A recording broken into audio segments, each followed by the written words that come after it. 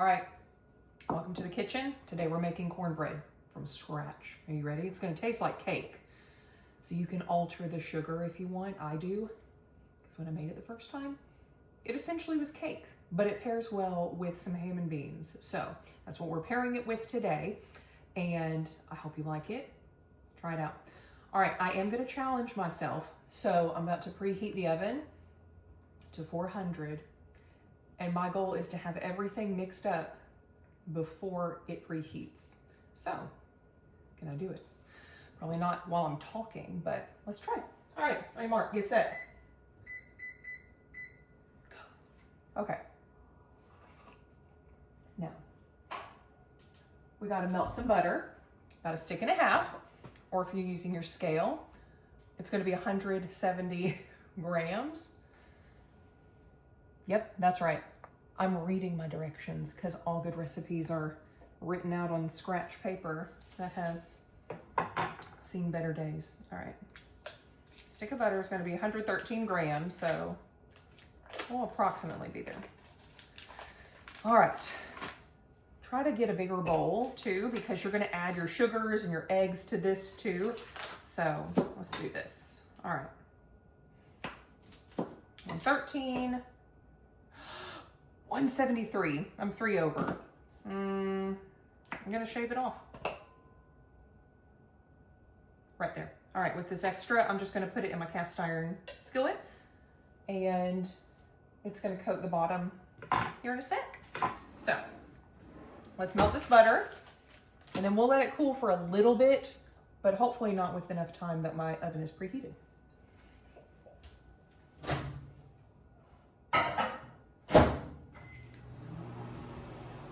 Okay, now then, that's in there. Told you we're moving fast.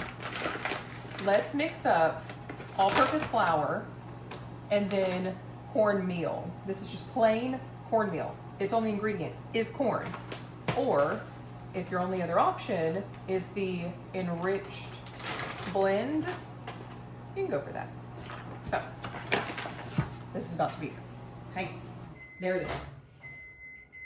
It needs to hang out for a sec. All right. So, flour, we're gonna do 180 grams.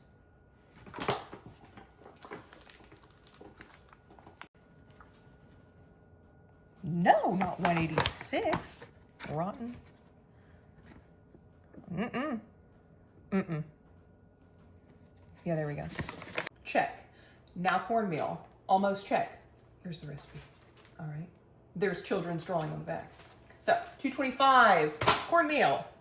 Shake, shake. Watch me go over again.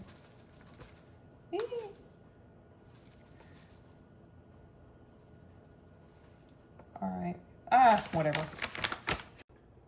Okay, salt time. 1/2 teaspoon. Now I should have probably prefaced this, but this is a sourdough discard recipe. Now, I am sure there is something you could do in place of that, but I have yet to find out what that something is. So maybe it's sour cream, maybe it's plain yogurt. Look into it. But the sourdough discard, you cannot go wrong with that. So we just added the salt. Now let's do some more dry ingredients. You've got your baking soda, baking powder, 1 teaspoon powder. So we don't need to do more dishes. We're just gonna double up on the 1/2 teaspoon. A 1, 2, or 1/2, 1. All right, and then 1/2 soda. It's gonna give it a nice rise. Ta-da! I almost didn't have the baking soda. I mix it for a detox bath. So I almost thought I was gonna have to separate from Epsom salt, but you can't do that. All right, that's all we need for this dry ingredient bowl. So, all right, so you're gonna want to mix this together. In the other bowl where your melted butter is, we also have buttermilk. So the trick I do, which has served us time and time again, you use whole milk. That's what I have on hand. And then some sort of acid is what I do. It's either a lemon juice or this one has just white vinegar in it. So I put about 20 grams, then fill the rest to 300 milliliters.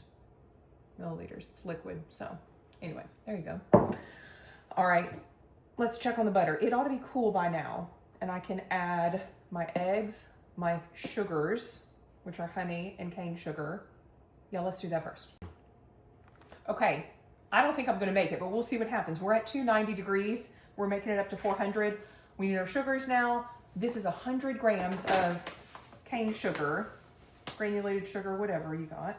It's just gonna add that sweetness, cake-like taste. So, all right, got 100 grams and then honey.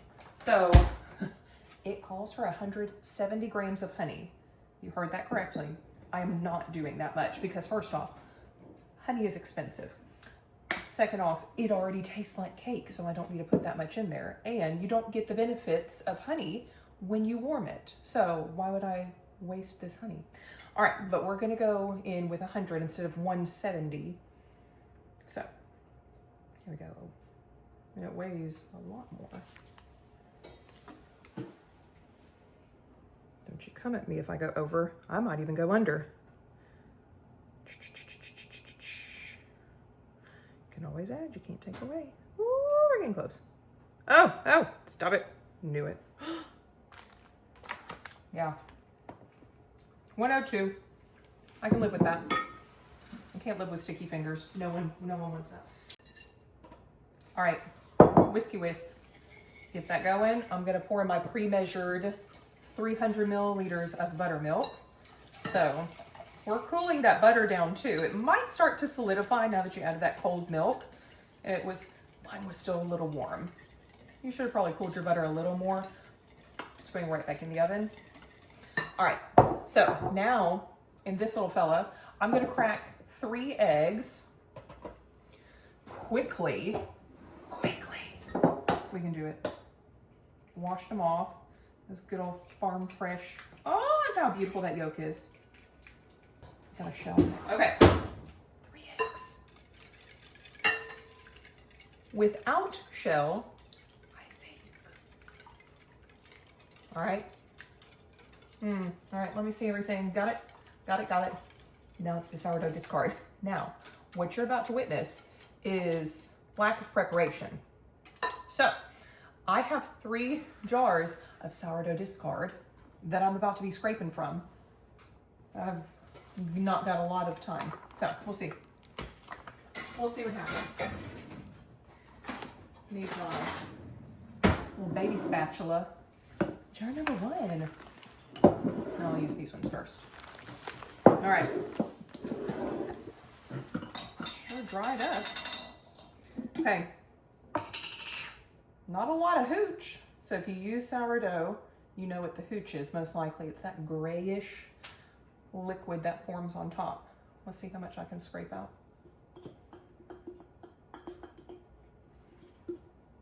I'm not gonna make it. Okay. Oh, hang on. There's only 120? I'm already at 100.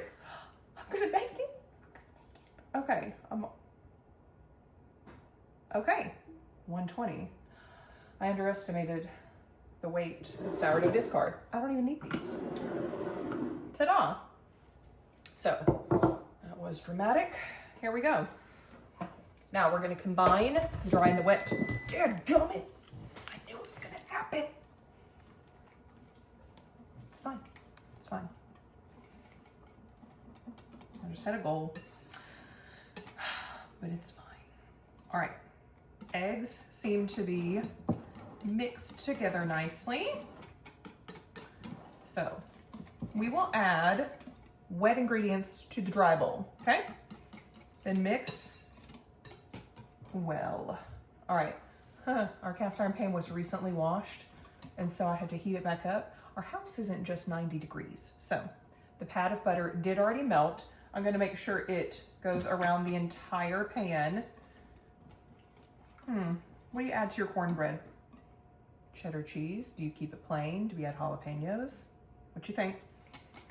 But I think I'm done whisking it, at least.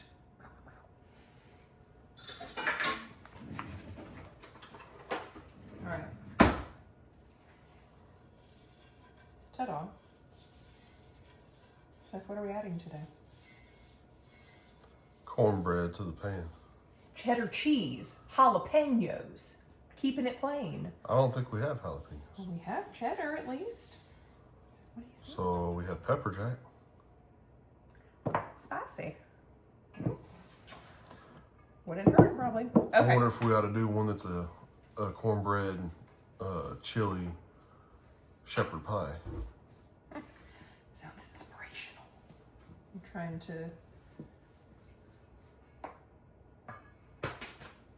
Wear an apron, right? All right.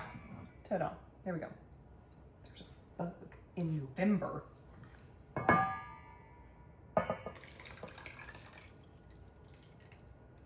Hit it against that spatula. Yeah, the butter solidified just a little. All right. Scraped her clean. Okay. I'm disappointed I didn't make it. It's probably because I was talking and explaining too much, right? Was that it? All right. Scrape around. So remember, if you do not have a sourdough discard, I am happy I am able to ship those. It will come in a dry little bitty package, but it can be done. Or find someone local. Sometimes local bakeries will even give those to you too. So just depends on what you want. All right. Once you don't see any dry clumps, you're gonna pour that in, and it's gonna bake at the 400 for around 30 minutes. Okay, it's loaded, ready to go and bake for that 30 minutes. I guess by popular vote, meaning Seth. We're just gonna put it in the oven like Keep this. it plain. Keep it plain. For tonight. For tonight. All right. And it's not too hot. Because it was hot. All right. Here we go. Hooey! Good luck. Now we wait. All right. Okay. While it's baking, it meaning the cornbread, I'm just going to show you a little piece of our house that just brings a lot of joy. Okay. We've got the village. The village was inherited from Seth's late mamaw. So we got a bunch of pieces, and nothing brings my boys more excitement than unboxing things every early November and piecing it together.